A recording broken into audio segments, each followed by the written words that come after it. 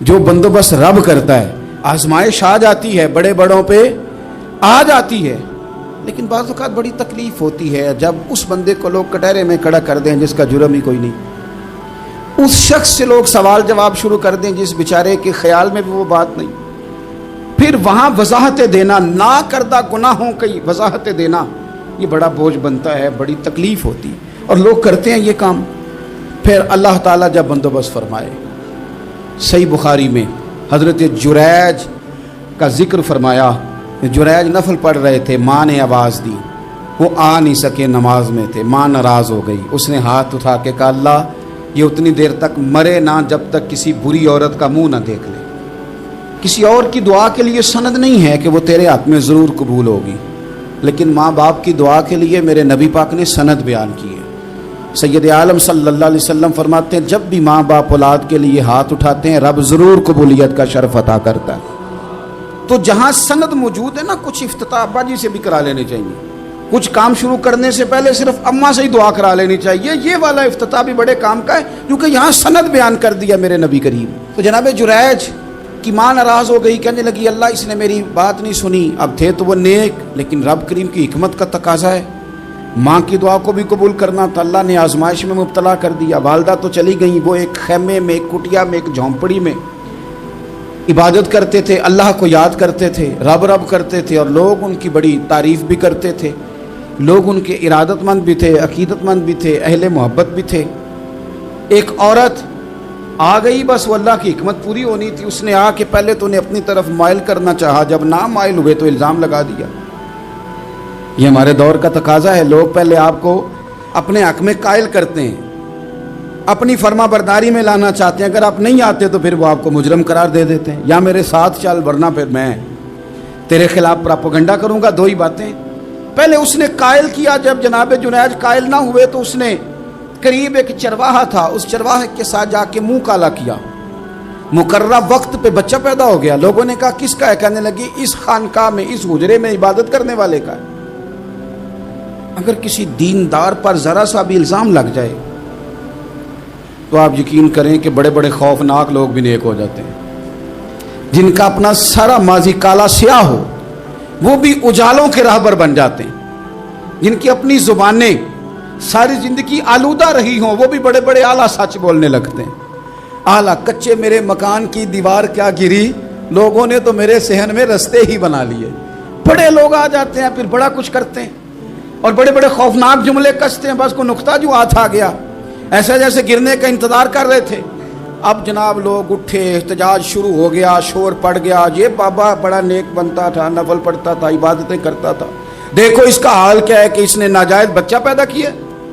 बगैर तहकीक के मैं कह चुका हूं कि उलझे उलझे बिखरे बिखरे रोज शब देखेगा कौन, लोग तेरा जुर्म देखेंगे सबब देखेगा कौन। लोग तेरा जुर्म देखेंगे सबब, कोई गौर नहीं करता कि वजह क्या थी। ओ भाई कुछ तो मजबूरियां रही होंगी, यूं ही कोई बेवफा नहीं होता। इल्ज़ाम लगा दिया, शोर हुआ, एहतजाज हुआ, दुनिया इकट्ठी हुई, उनका उन्होंने उजरा गिरा दिया, मारा भी, पीटा भी, एक नेक आदमी को बदनाम भी किया, बुरा भला भी कहा, गालियां भी दी, जो कर सकते थे किया। अब जब सजा देने लगे ना तो जनाब जुरैज कहने लगे थोड़ी सी इजाज़त देते हो, मार तो तुमने देना ही है। कहा जनाब ठीक है देते हैं। उन्होंने कहा सिर्फ 2 नफल पढ़ने हैं। अब वो नफल पढ़ रहे थे तो लोग उस वक्त भी कह रहे थे फराड ही कर रहा है, धोखा ही दे रहा है। चूंकि ज़हन बन गया ना, बदगुमानी आ गई। उन्होंने 2 नफल पढ़ के हाथ उठाए, कहा अल्लाह जाना तो मैंने है, पर इस रुसवाई के साथ जनाजे तक नहीं खराब हो जाते, कब्रें तक नहीं लोग बदनाम कर देते। कहा अल्लाह जाना तो है, फिर इस रुसवाई के साथ तो मेरी मदद फरमा। अब तो मेरा केस तेरी ही अदालत में है, तू रहमत का दरवाजा खोल। हाथ उठाए, दुआ मांगी, नफल पढ़े, पूरे मजमे पे नजर दौड़ाई, कोई नहीं था सपोर्ट करने वाला। कल तक जो कहते थे ना तेरे लिए जिएंगे, तेरे लिए मरेंगे, सारी उम्र ही आटा गुद्दा है, लखा कीते नहीं पेड़े। अब वक्त आया ही ते मोहम्मद बख्शा कोई नहीं हो बैठा नेड़े। एक बंदा भी नहीं था, वोटर सपोर्टर साथ देने वाला कोई नहीं था। तो जनाब जुरैज बच्चे की तरफ इशारा करके कहने लगे कोई नहीं बोल रहा, तू ही बोल के बता दे तेरा बाप कौन है, तू ही बोल के बता दे कौन है। अल्लाह अकबर। میرا رب جب چاہے تو بچے بولتے ہیں، رب چاہے تو گونگے بولتے ہیں، رب جب چاہے تو پھر پتھر بھی بولتے ہیں۔ جب کہا نا تو ہی بتا تو بچہ بولا اور بول کے کہنے لگا میرا باپ جریج نہیں، میرا تو وہ ہے جو بکریاں چرانے والا ہے، وہ میرا باپ۔ جب رب کریم نے توفیق دی تو بچہ بول پڑا۔ جب رب بندوبست کرتا ہے کسی کی عزت کی حفاظت کا تو پھر کوئی اسے رسوا کر سکتا۔ یاد رکھنا جب رب محافظ ہو تو پھر لوگوں کا پراپوگنڈا وہاں کچھ کر سکتا۔ لوگ کئی دفعہ بڑا گہرا جال بنتے ہیں، سازش کا رنگ بڑا گہرا ہوتا ہے، عام سادے آدمی اس کو سمجھ نہیں پاتے، اس پراپوگنڈے کا حصہ ہو جاتے ہیں، انہیں پتہ ہی نہیں چلتا یہ بات دراصل کیا کی جا رہی ہے۔ یہ کتنی گہری حسد کی آگ ہے جس کو لوگ بغض کے ساتھ ہوا دے رہے ہیں، اپنی عداوت کے ساتھ اس کو زیادہ جلا رہے ہیں۔ حضرت سیدنا عائشہ صدیقہ رضی اللہ تعالیٰ عنہ بیان کرتی ہیں، اور لطف کی بات یہ بھی بخاری میں موجود ہے۔ میں نے جناب جنید کا قصہ عرض کیا تو بخاری سے، یہ عرض کر رہا ہوں تو بخاری سے۔ یہ واقعہ میں حضور کی امت کے کسی ولی کا بیان کرتا تو لوگوں نے کہنا تھا ہماری سمجھ میں ہی نہیں آتا۔ بعض لوگوں کا خیال ہے کہ داتا صاحب کی کرامت بھی نبی پاک کی بیان کریں۔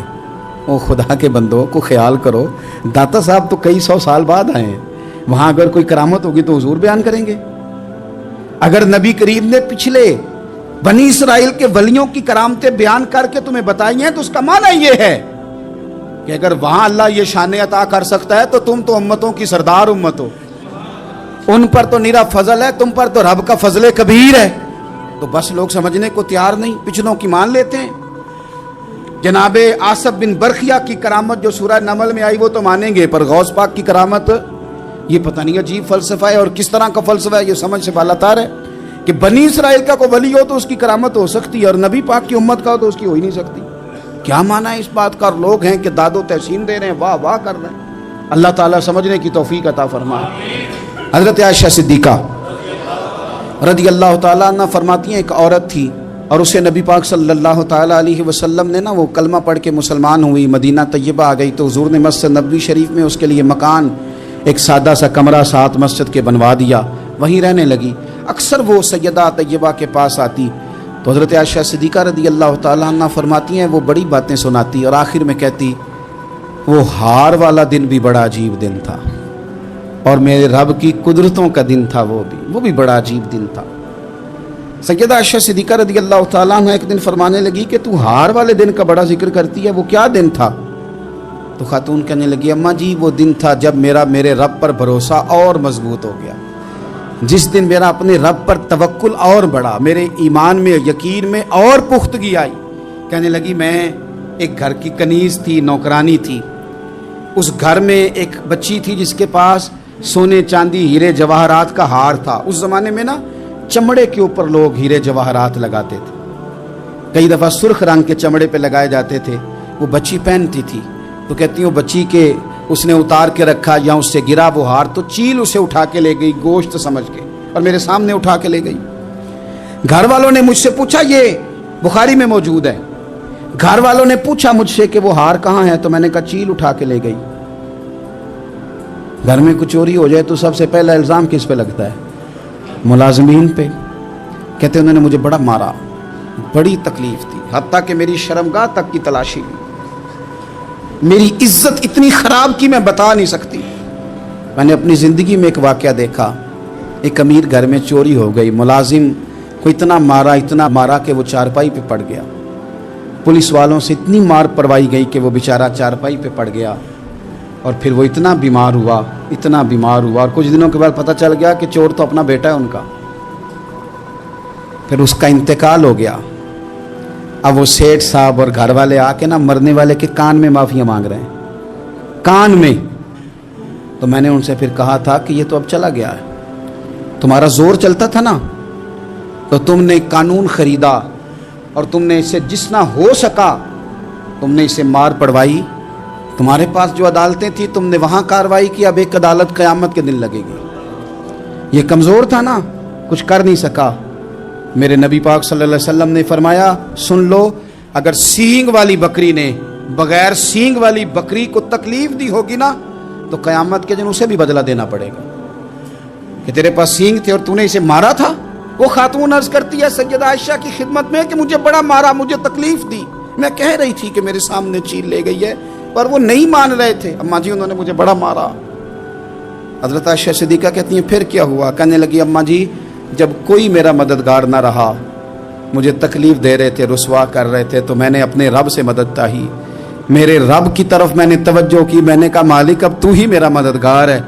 کہتی ہے وہ مجھے مار رہے تھے تو وہ چیل جو ہار لے گئی تھی وہی لے کے واپس آ گئی، اور ہمارے سروں کے قریب لا کے اس نے جب اس ہار کو پھینکا، وہ مجھے چھوڑ کے سائیڈ پہ ہوئے، وہ میری بے گناہی جان گئے، لیکن آپ کو بتاؤں اس دن سے میرا اپنے رب پر یقین اور بڑھ گیا۔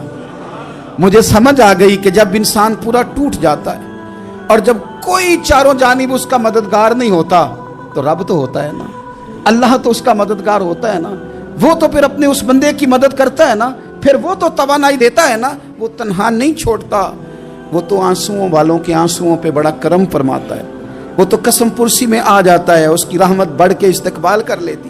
تو بھائی جب آپ پر اللہ کی حکمت کے تقاضے پورے ہونے لگیں اور زندگی میں کبھی کوئی ایسا وقت آئے کہ آپ محسوس کریں کہ تنہا رہ گئے ہیں اور کئی اپنے بھی مخالفین کی جماعت میں نظر آنے لگے ہیں، تو اس وقت پھر دل، روح، زبان اور ذہن کو یکجا کر کے سمجھ لینا کہ جب ساری دنیا ساتھ چھوڑ جاتی ہے تو رب کی رحمتیں اس وقت بھی ساتھ رہتی ہیں، اور اللہ کی مدد اس وقت بھی بندے پہ کرم نوازی کرتی ہے۔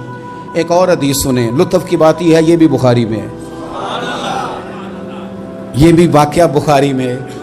اللہ اکبر۔ ایک شخص نے نا ایک بندے سے قرض مانگا، اس نے کہا مجھے قرضہ دو۔ وہ کہنے لگا کہ کتنا قرضہ؟ اس نے کہا 1000 دینار۔ دینار سونے کا ہوتا تھا، درہم چاندی کا ہوتا تھا۔ 1000 دینار چاہیے۔ اس نے کہا کوئی گواہ ہے تیرے پاس؟ غریب کا گواہ بھی کوئی نہیں بنتا، کبھی الجھ جائے نا کوئی بندہ تو کئی اپنے بھی کہہ دیتے ہیں کہ ہم اس کے قول فعل کے ذمہ دار نہیں ہیں۔ ایک غریب آدمی کو قرض کی ضرورت پڑ گئی، 1000 دینار چاہیے۔ میں کہہ چکا ہوں کہ درہم چاندی کا ہوتا تھا، دینار سونے کا، اب 1000 دینار لینا ہے۔ تو جس بندے سے اس نے کہا، اگرچہ وہ نیک بندہ تھا، اس نے کہا یار 1000 دینار دے دو، تو کہنے لگا کوئی گواہ ہے تیرے پاس؟ وہ کہنے لگا غریبوں کا گواہ کون ہوتا ہے؟ ہاں ایک گواہ ہے۔ کہا کون؟ کا میرا رب، وہ تیرے اور میرے بیچ گواہ ہے۔ اس نے کہا کوئی کفیل، اگر تو پیسے نہ دے سکے تو وہ بعد میں دے دے، یا تجھے کچھ ہو جائے تو وہ دے دے۔ اس نے کہا کفیل بھی میرا اللہ ہی ہے، میرے پاس اگر ہے تو رب کریم کا نام ہے، اگر اعتماد کر سکتا ہے تو کر لے۔ بندہ نیک تھا، اس نے کہا رب کے نام پہ، رب کی کفالت پہ، اللہ کو گواہ بنا کے میں تیار ہوں تجھے 1000 دینے کو۔ اس نے 1000 دینار دے دیا۔ وقت واپسی کا طے ہو گیا، وہ چلا گیا پیسے لے کے۔ اس نے پوری محنت کی کہ میں نے وقت پہ پیسے لوٹانے، پوری محنت بھی کر لی، اللہ نے مدد بھی کر دی، پیسے بھی اس تاریخ کو اسے مل گئے۔ بعض لوگوں کا تو لوٹانے کا دل ہی نہیں نہ ہوتا۔ فرمایا حدیث پاک میں کہ تو لوٹانے کا ارادہ کر، رب تیری مدد بھی فرمائے گا۔ لیکن یہاں بہت سارے لوگ کہتے ہیں خیر ہے، ارادہ ہی نہیں، تو پھر جس طرح کا بندے کا گمان ہو رب بھی اسی طرح کا معاملہ فرماتا ہے۔ اس نے پیسے جمع بھی کر لیے اور واپس دینے کو تیار بھی ہو گیا، لیکن رستہ بحری جہاز کا تھا، کشتی کا تھا، دریا کے رستے واپس آنا تھا۔ اب وہ جب آ گیا دریا کے کنارے تو بڑی کوشش کی، پر وہاں اسے کوئی کشتی نہیں ملی۔ وقت پہ پیسے لوٹانے ہیں، سفر کرنا ہے، اب سواری میسر نہیں ہے۔ سوچ سوچ کے پریشان تھا کہ میں نے تو اللہ کے نام پہ لیے۔ اچانک دل میں ایک تجویز آئی، اس نے ایک لکڑی لی، لکڑی کو اندر سے کھولا، 1000 دینار اس میں بھرا، بخاری پڑھ رہا ہوں، اور ساتھ ایک خط بھی لکھا کہ یار میں پیسے پہنچانا چاہتا تھا پر مجھے کوئی چیز نہیں ملی دریا کے اس پار آنے، اللہ کے نام پر تیری طرف روانہ کر رہا ہوں۔ اور یہ کہہ کہ وہ لکڑی دریا میں رکھ دی، وہ لکڑی ڈوب گئی ہے، واپس آ گیا۔ وہ جس نے پیسے لینے تھے وہ عین مقررہ وقت پر دریا کنارے آیا۔ صبح سے سرے شام تک اس نے انتظار کیا، دل ڈھلنے لگا تو دل میں خیال آ گیا کہ یار نہیں، اس نے دینے ہی نہیں، جھوٹا وعدہ کر گیا ہے، پہنچا ہی نہیں وقت پہ۔ اب جب واپس لوٹنے لگا تو اچانک دریا میں ایک لکڑی تیرتی ہوئی دکھائی دی۔ کہنے لگا لے جاتا ہوں، شام کو روٹیاں پکانے کے کام آئے گی، ایندھن بنا کے جلا لوں گا، ہنڈیا پک جائے گی۔ لکڑی اٹھا کے جلانے کے لیے گھر لایا، گمان تھا کہ وہ نہیں آیا وعدہ کر کے، اللہ کو کفیل اور وکیل بنا کے اور گواہ بنا کے پھر بھی نہیں آیا۔ لکڑی لے کے گھر گیا، بخاری ہے. اور جب اس کو چیرا نہ کہ میں اس کی آگ جلاؤں گا، کھولا تو اندر سے 1000 دینار بھی نکل آیا، خط بھی نکل آیا. اب ذرا سمجھنا، اس کے دل میں بات کس نے ڈالی کہ تو لکڑی میں پیسے ڈال دے؟ اللہ نے. اس بندے کو مقررہ وقت پہ کنارے بھیجا کس نے؟ لکڑی صرف اسی کے ہاتھ آئی تو یہ بندوبست کیا کس نے؟ اللہ نے. گھر جا کے چیری تو پیسے بحفاظت اس تک پہنچائے کس نے؟ تو پھر ہمیں بھی توجہ اللہ کی جانب ہی کرنی چاہیے. ہمارے بھی دل کی توجہ رب کی طرف ہی ہونی چاہیے نا. ہمیں ادھر ادھر جانے کی، دیکھنے کی، بندوں پر غور کرنے کی ضرورت کیا ہے؟